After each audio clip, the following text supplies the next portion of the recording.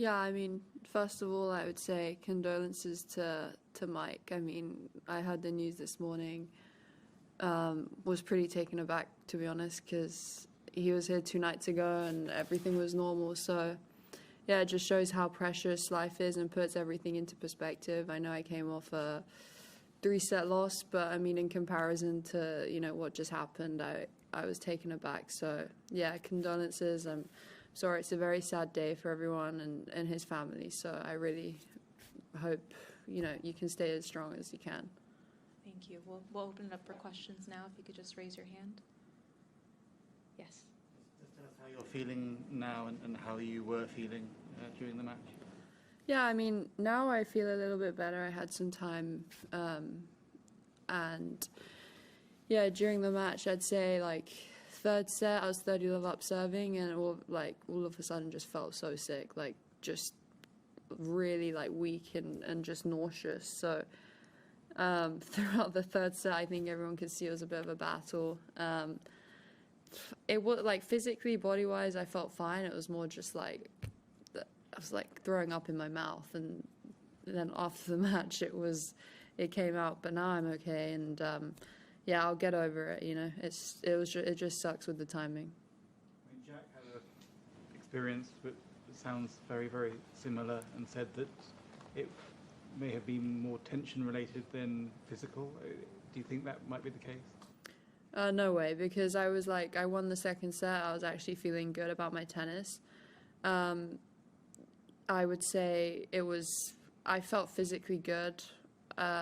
Mentally, I don't know why, I just felt like really composed the entire time. Like even in the 1st set when I was making a ton of errors with the wind, I kind of always had this feeling that I was going to come back and just tidy up the errors. And I felt pretty composed throughout. It's just, yeah, I'm just not going to divulge too many details, really. I don't know, maybe you got food poisoning or something like that? Well, no, I mean, I think I just had a bit of a stomach bug beforehand. Okay, so you went on court, maybe not No, I great. mean, I felt good. I mean, like, are you gonna just try and like tease the answer out of me? Like, I felt good. I felt fine. I was just, yeah, I just had a bit of a bug. Next question. Yes, Beck. Just on that theme, how close you were to stopping, and what kept you going in those moments?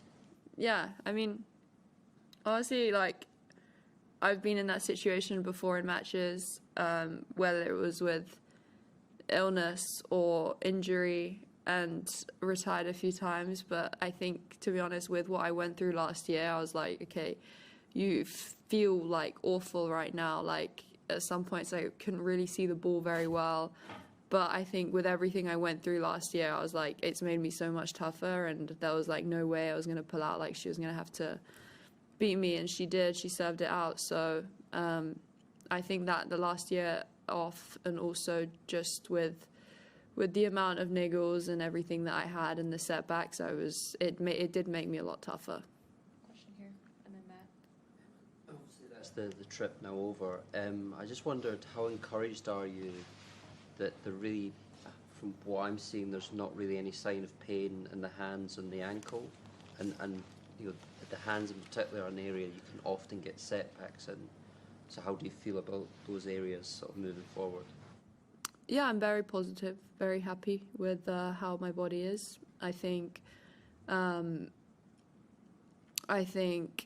the wrists in particular was something that I struggled with in the coming back, because I just had a setback for a few months, so I couldn't play until late November again, really. So now I feel good, ankle feels good.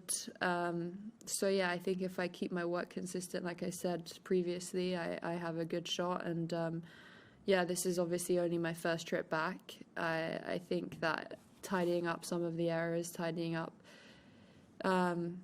a bit of technique and things, and also just getting used to playing matches and outdoors as well, because the conditions today were very windy, and I think that she handled it a lot better, the wind, and she junk balled me and she moon balled me, and she gave me a lot of these scrappy little shots, but it worked. And yeah, I just need to spend more time on tour, spend more time training, and putting good weeks together. Matt, then Simon.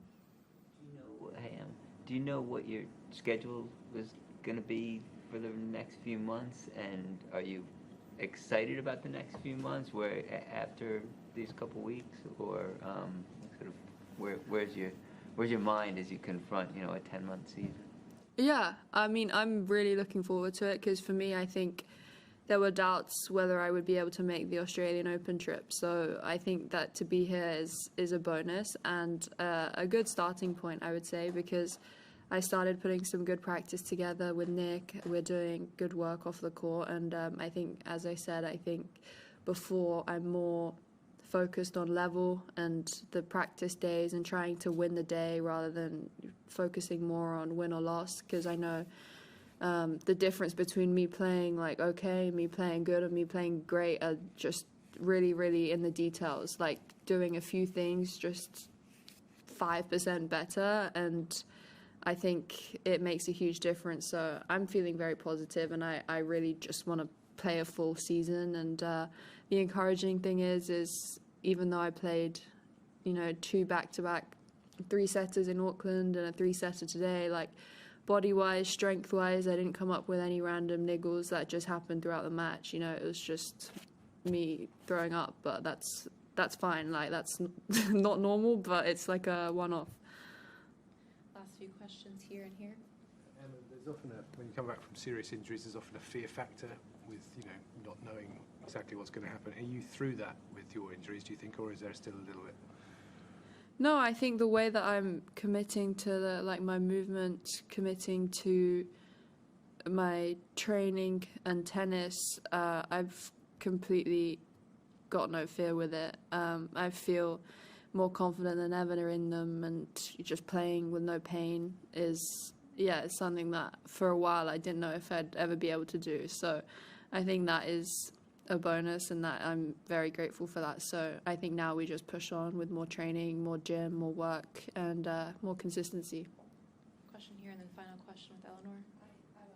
During your recovery, you also had a few trips to China. What's the most memorable things you've done, the best food you had? It would be great if you could answer in Chinese. To English if you'd like. Whatever you prefer. 我去中国的时候，我玩得很开心，因为我学怎么弹钢琴，然后怎么画画，我就觉得挺有意思。因为如果我没有这个受伤，我就不能学这些东西，因为我没时间，所以我就挺高兴我有这个时间，然后我也可以看我姥姥在沈阳，她现在不是特别好，因为她老了，但是我能看见她，我就觉得挺好。 Last question over here. 我心里挺舒服，因为4年我没看。